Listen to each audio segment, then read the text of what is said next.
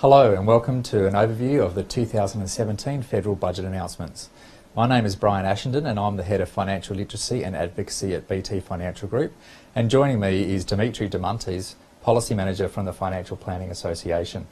Now Dimitri, the government has just handed down its federal budget for 2017, and I think thankfully compared to last year there aren't a significant number of changes that impacts investors and clients around financial planning and wealth accumulation strategies. But there were a couple of things that were announced this year. One of those was around a broad theme of housing affordability. What were some of the key measures that you saw in tonight's budget announcements?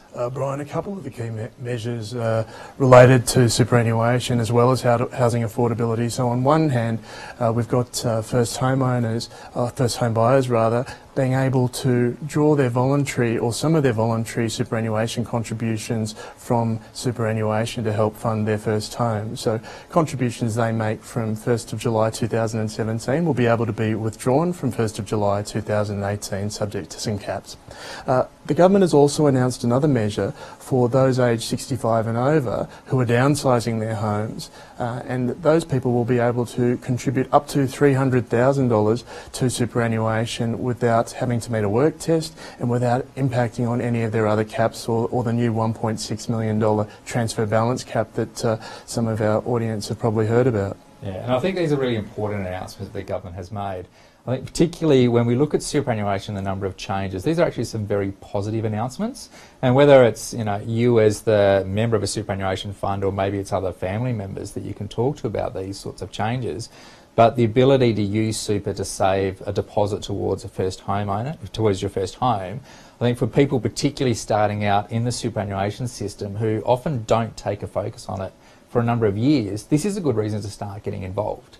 And also for older Australians who may have thought they've missed out on that ability to put money into the superannuation system, and now over the age of 65, when you downsize your home from the 1st of July 2018, the ability to get an extra $300,000 into the superannuation system per individual without any rules or constraints needing to satisfy to get it in is a really positive opportunity that exists to make sure that you use that money towards your future retirement needs. It's a great opportunity.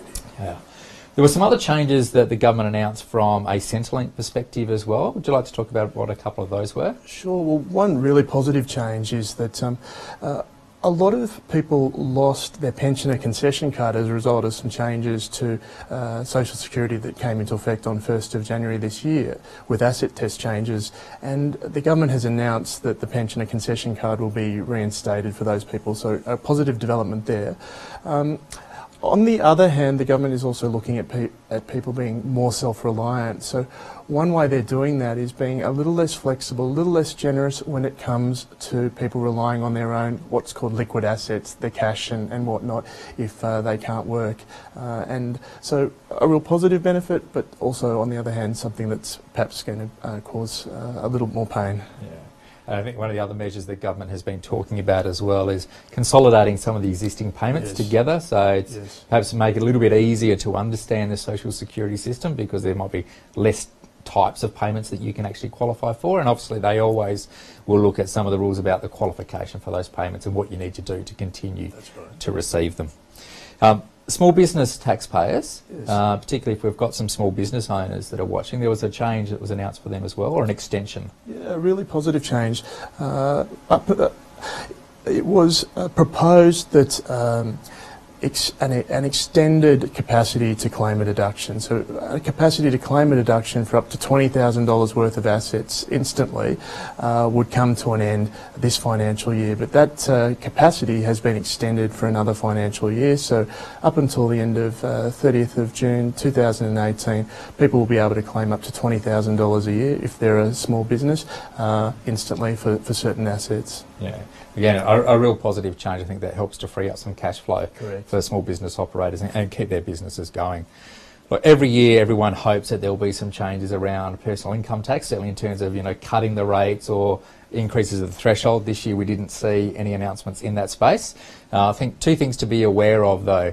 The first of those is that from the 1st of July 2019, the Medicare levy is going to increase by 0.5 percentage point, so it'll go up to 2.5%.